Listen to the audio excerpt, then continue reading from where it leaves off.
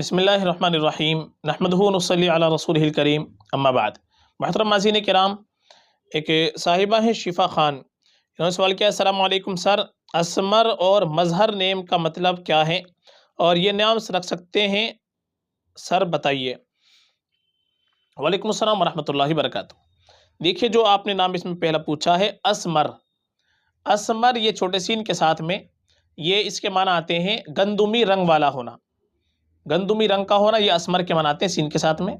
اور اسمر یہ کئی صحابہ کرام کا نام گزرا ہے، تو صحابہ کی نسبت سے یہ نام بڑا ہی مبارک ہے، باعث فضیلت نام ہے، تو نسبت کے اعتبار سے یہ نام بہت ہی بہترین ہے۔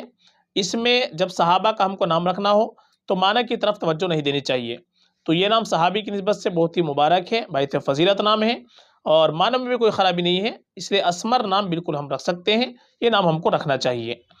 دوسرا آپ نے پوچھا ہے مظہر، مظہر اس کے معنی آتے ہیں صورت کے، ایک معنی مظہر کے آتے ہیں وہ چیز جو ظاہر ہو گئی ہو، واضح ظاہر، یہ بھی مظہر کے معنی آتے ہیں، تو معنی کے اعتبار سے یہ نام بالکل رکھا جا سکتا ہے۔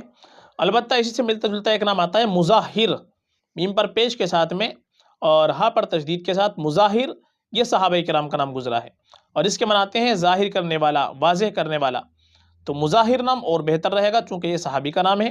باقی مظہر نام یہ بھی ہم رکھ سکتے ہیں، معنی میں اس میں بھی کوئی خرابی نہیں ہے، یہ نام بالکل ہم رکھ سکتے ہیں۔ اور ماں باپ کے اوپر اولاد کا سب سے پہلا حق یہ ہے کہ ماں باپ اپنے بچوں کا اچھا نام رکھیں، اچھی نسبت سے نام رکھیں۔ آج کل ہم لوگ نئے ناموں کی وجہ سے بڑے الٹے سیدھے نام رکھ لیتے ہیں، بے معنی نام رکھ لیتے ہیں، مہمل نام رکھ لیتے ہیں، یہاں تک کہ بہت سے لوگ غیر اسلامی نام بھی رکھ لیتے ہیں، تو اس سے ہم کو اجتناب کرنا چاہیے۔ نام جب بھی ہم رکھیں تو علماء سے تحقیق کرنے کے بعد ہی ہم کو نام رکھنا چاہیے۔ یہ دونوں نام آپ کے اچھے ہیں، بالکل رکھ سکتے ہیں، فقط واللہ اعلم۔